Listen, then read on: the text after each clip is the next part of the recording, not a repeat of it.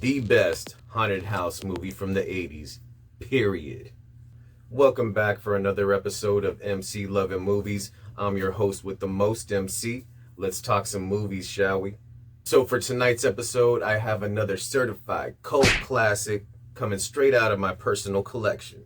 I watch this movie at least 3 or 4 times a year. It's so good. So the movie that is the subject of tonight's recommendation is none other than House, directed by Steve Miner and released in 1986, starring William Katt, George Brent, Kay Lenz, and Richard Mall. I grew up watching this one several times and never got tired of it. We would pretty much watch it almost every night. Regardless, I'm just saying, House 1 is a certified banger and you gotta go check this one out. So without further ado, let's get into it. In this story, we follow a writer named Roger Cobb, played by William Katt, who's in the middle of trying to write a new book to follow up his bestseller, Blood Dance. This time, Roger wants to write about his traumatic experience in the Vietnam War, totally disregarding his agent's advice. He really just wanted to get this book done. Roger is a nervous wreck on the inside due to PTSD and the fact that his son went mysteriously missing at his aunt's house one day while visiting, as we're informed through a flashback.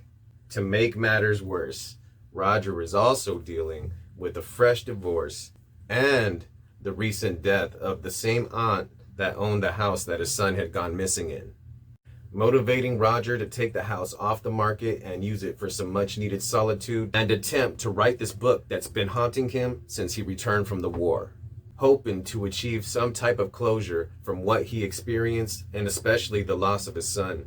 Roger quickly finds out that his aunt wasn't just an old lady who was extremely paranoid or simply just batshit crazy.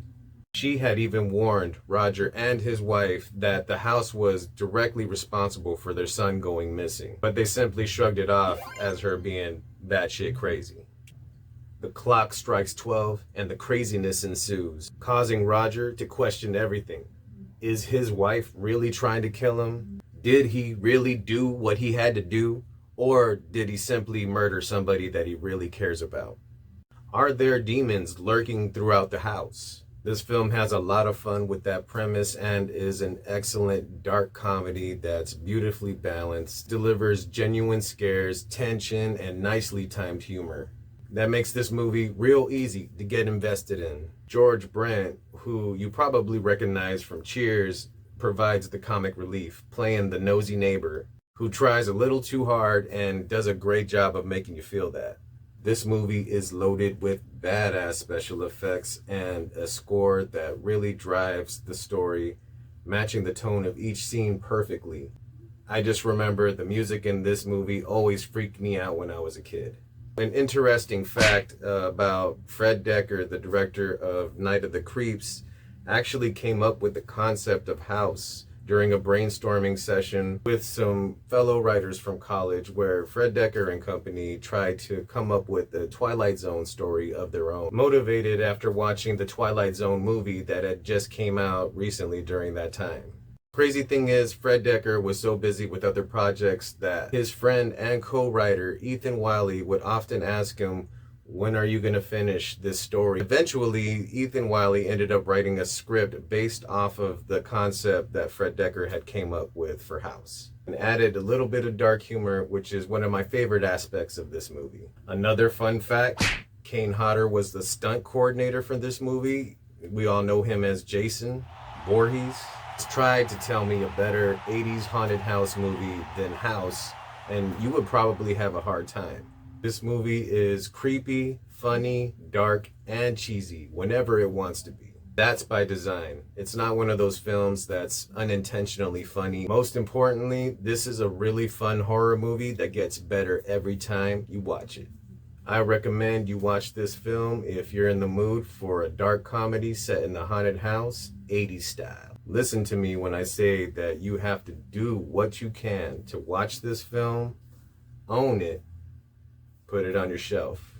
Remember to like and subscribe if you like the content, and hit the notification to be informed every time I upload a new movie recommendation. Let's make this channel grow together, spread the word, and I really appreciate the time that you took to talk movies with me. Catch you on the next episode. Peace.